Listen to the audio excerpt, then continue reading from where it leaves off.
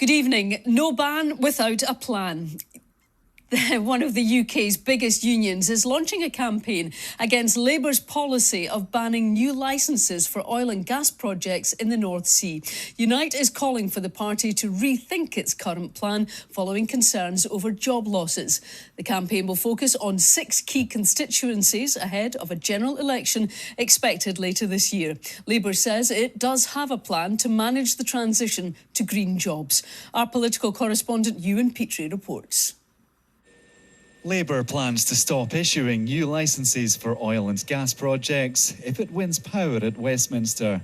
The largest offshore union believes that would threaten jobs and increase imports. What we're saying about the licences is don't let go of one rope until you've got hold of another. I mean, oil will run out in the North Sea at some point. We know that in 2030 that 30,000 jobs will go. And announcing things on the licences without having a plan, I think is wrong. They need to have the plan first, and we've got that plan. But plans take money, and they need to commit money to Scotland. £1.1 billion over the next 6 years would give the money that was needed. Unite is affiliated with the Labour Party and will focus this campaign on 6 constituencies dependent on oil. Do you accept you're undermining Labour in key constituencies in Scotland in an election year?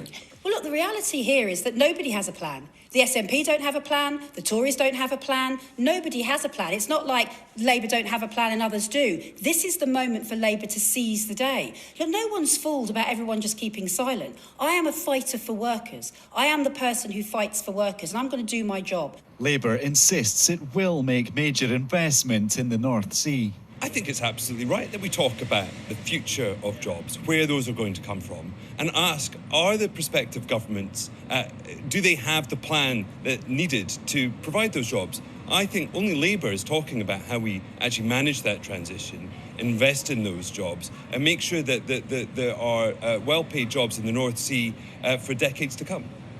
The Scottish Government has a presumption against any new drilling, although oil and gas licensing is reserved to Westminster. After a speech on the economy, the First Minister said he would listen to concerns over jobs. That just transition has got to reflect the fact that this whole movement will be challenging for individuals, but we have to do it in a carefully calibrated, managed fashion, working closely with the oil and gas sector. With the Conservatives wanting to max out North Sea oil and gas, this is a debate only likely to intensify as the election draws closer. Ewan Petrie, STV News.